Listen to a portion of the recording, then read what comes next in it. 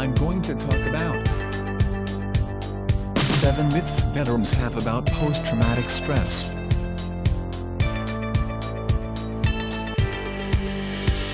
I believe that one of the major reasons that most veterans will never recover from post-traumatic stress is because there are so many false beliefs attached to it that are being passed throughout the veterans community. Until we get rid of these beliefs and start living in truth, veterans will continue to commit suicide at an alarming rate, and we will never be able to change the veterans community so veterans can get the help they deserve.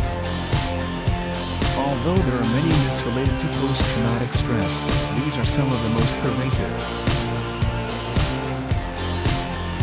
1. You only get it from combat. Combat is only one of the reasons that veterans get post-traumatic stress.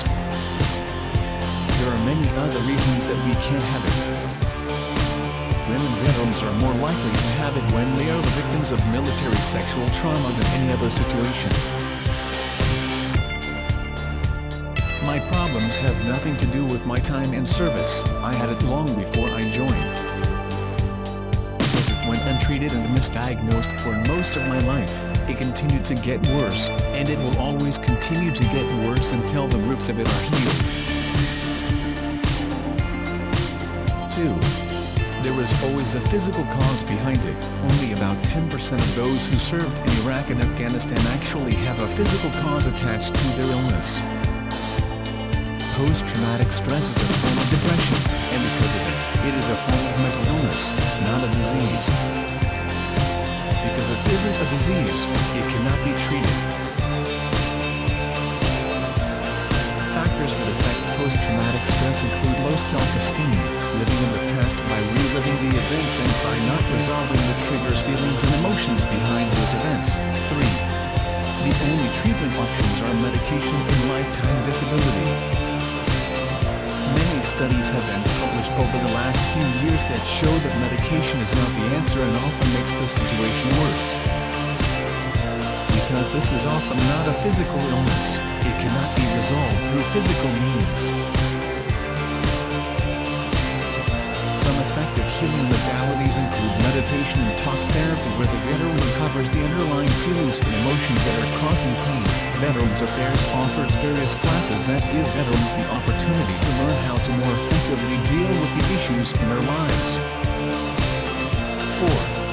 If you have PTSD, no one else could possibly understand, and your version of it is unique. Although each of us has a unique trauma history, because each of us is unique, the feelings and emotions behind those traumas are usually the same. These emotions include shame, guilt, sadness, rage, frustration and fear. When we fully experience those feelings and validate them, they can then begin to heal. 5. Once you have post-traumatic stress, there is no way to get rid of it. Post-traumatic stress has a beginning. Because it has a beginning, it can't have an end, a resolution.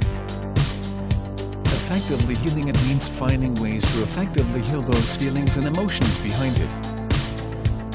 No veteran has to be crippled for the rest of his or her life. 6.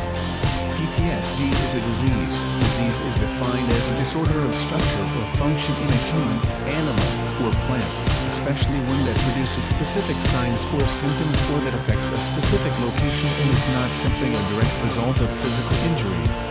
If PTSD were a disease, it would have specific symptoms and be easy to diagnose.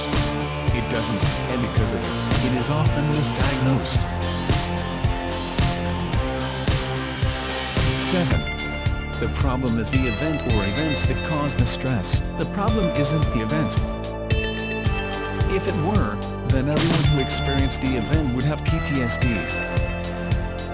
The real problems are the emotions and feelings behind the event or events and how the person handles stress.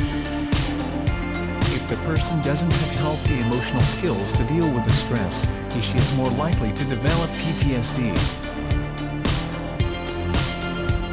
Understand, none of this is meant to minimize the events. The events that we experience that lead to PTSD are traumas. They are traumatic and horrible.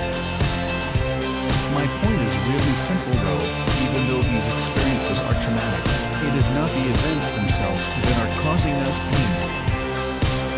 It is about how we feel about these events, how we experience those events, and the feelings and emotions we attach to those events.